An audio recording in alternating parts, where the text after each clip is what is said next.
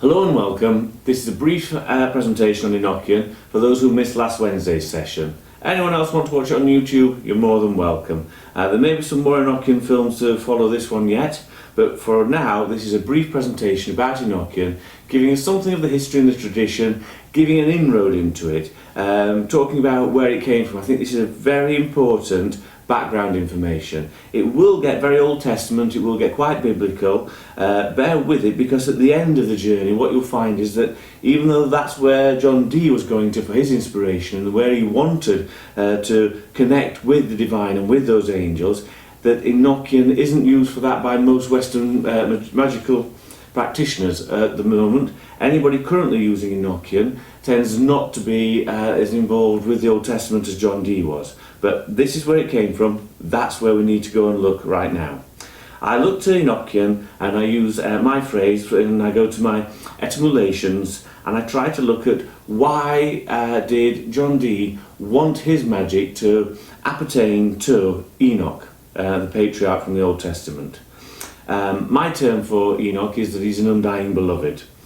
He's assumed into heaven, again my phrase for it, but basically Enoch is one of the very few characters, or if you wish, historical figures, mythological figures, legendary figures, I don't care whether you want to believe in him or not, but in the story as it is printed, in the history as it is printed, whichever version of that you wish it to be, he does not die on this earth, and there's some special reason why, and that's part of the use by John Dee and calling his system and using those techniques to go to the same methods that the prophet Enoch used, and to get maybe the same results, that he will become an undying beloved. In some ways I think John Dee has achieved it, but not in any way that he meant to do so.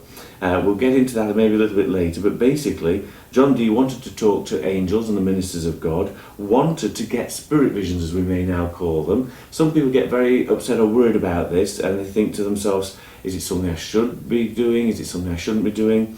There's a really basic link to this that we'll repeat at the end, but if you don't watch any further, basically if Enochian works for you, use it. If it doesn't, then maybe think about not using it. One thing here though is that Enochian as a tradition has been adopted by such a great degree by Western Hermeticism that modern contemporary magicians talk about it, use it, get involved with it in so many different ways, and if you break into Enochian you will find the system and the Enochian materials can be used for many more things than may have been envisaged by Dr. Dee and John Kelly. By going to Enoch and to this undying beloved who was assumed to heaven, who was somehow deemed by the God of the Old Testament too good to die, you've got John Dee going back to Enoch almost like an Arthurian figure, like the king who lived and will come again. That there's some element that maybe like Moses and Elijah, that Enoch was taken to heaven for another purpose, and that there's some part of his life yet to be resumed. Maybe it's also just this idea of a mark of how highly he was esteemed by his God. The eternal paragon that Enoch definitely is shines through for Enochian, and the idea that this archetypal patriarch, this great father figure, this priest and prophet to his people, commune with the divine. And this is what was interesting in Dr. John Dee. He wanted to commune with his God. If we look at Elizabethan Europe very briefly, there was a very strict church tradition at the time. The church tradition had been changing very recently between Protestant and Catholic. People were burned for their faith or lack of it. People were forced in and out of churches depending on the current political and religious climate. The strict church had at its core the Old Testament and the Hebrew Jehovah, who we may call the Yod-Heh-Vav-Heh, if you wish to read Hebrew letters, the Tetragrammaton, that sort of an idea. This Hebrew Jehovah came from Bible translations. Just before John Dee, it was very difficult to find any of the Bible in English, but then there was a full Bible published. But previous to that, many people had used the Bible in quotes and sections and hadn't even gone through passages. These quotes and sections developed their own mythos and their own usage. They were brought out at certain times of the year or religious festivals, and for certain philosophical points to be proven or to be assumed to be correct. So these phrases were taken as little section at a time and used, rather than big sections and a big interpretation. In this, a great mythos developed. Things that people would say in the way they would use them by taking them out of context, and characters such as Enoch, prophets such as Enoch, were taken to have had a different version than the life that is portrayed in the Old Testament. It's very difficult for us to get back into that idea now, because it's so easy to read an English translation of the Old Testament. For Dr. Dee, with his language skills, it wouldn't be a problem for him to be finding different translations and different versions. But the interpretations of the patriarchs of the Old Testament lead us very quickly, and in the Elizabethan mindset, to Moses. He is one of the greatest standing tall figures of the Bible, and he is a great magus. He won the battle with the Pharaoh's magicians in Egypt. So Moses versus Pharaoh's magicians. If you wish to think on about him using Aaron's rod as a serpent, and Pharaoh bringing his magic workers or his priests out and they throw their rods down and the rods fight and eat each other, etc. And Moses' one snake, one rod proved better than the many rods of the Pharaoh's magicians and priests. This idea that Moses in his bodily self was a conduit for God and God power, and the boy toys with the rods and snakes fighting each other, that Moses, as a man who walked even without his own staff and used Aaron's, could go into a court and not just come out unscathed, but demanded to let his people free, and after trials and tribulations got his people free, so he freed a whole nation. This is the sort of power that people wanted to connect to, and in a medieval European mindset they thought they had to do it through the God of the Old Testament.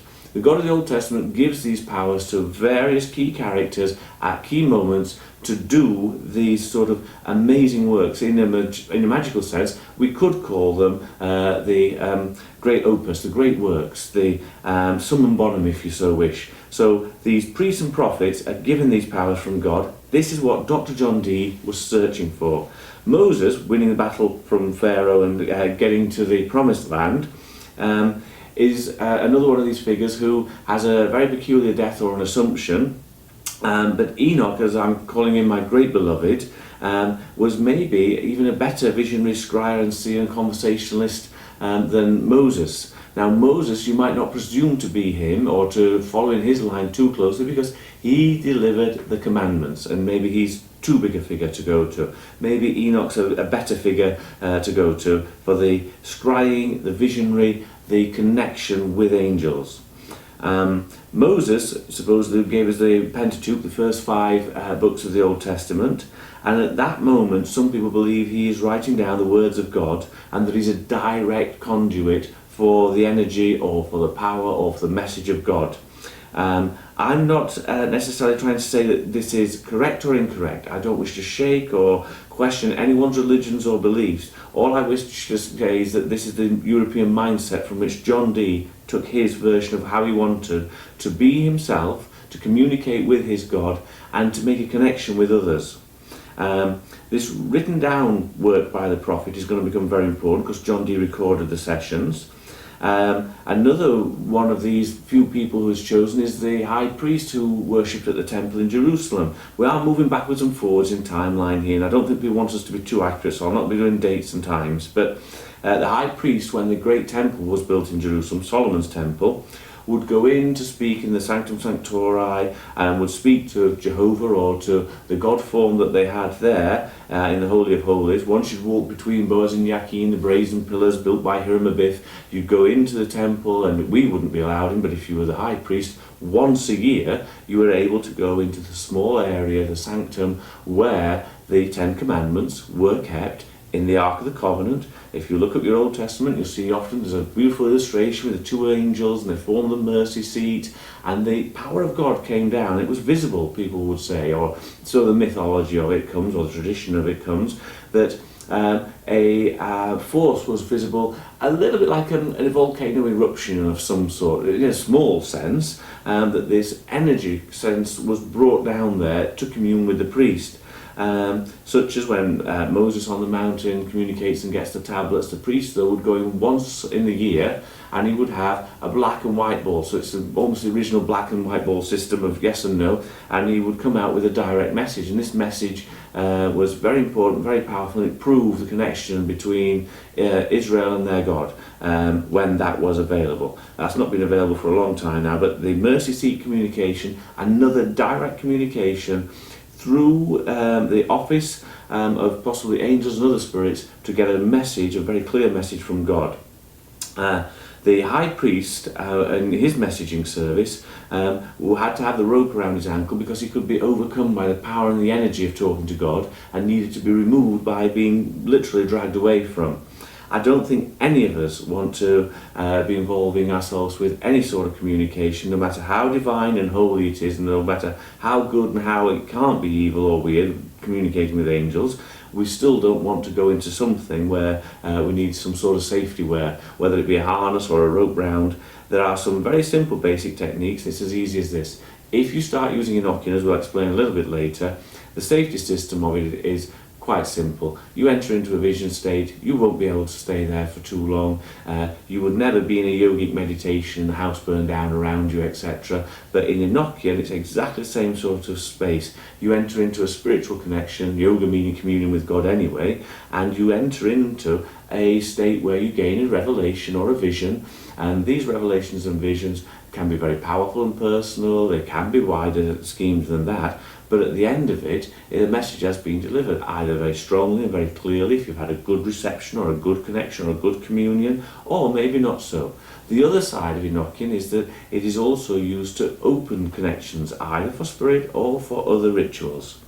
We'll briefly mention that the Egyptian priestly class and princely class were taught dream interpretation. So Joseph, with his brightly coloured coat, he's taken to Egypt and interprets dreams there. In the Babylonian phase, when Babylon took over Israel and took princes back as hostages, again they were noted there for their dream interpretations. The idea of the people of Israel, of the people of the Old Testament, being connected with very strong vision and magic and interpreting God and angels talking to them is very clear and very evident in the Old Testament. And this is why John Dee, with his Christian and his religious upbringing and his religious devotion in his life, went to these figures to gain his communication, his connection with his one God, and to make it so. It doesn't necessarily have to be ours, but that's what we're looking at with John Dee, and we'll move further on in just a moment.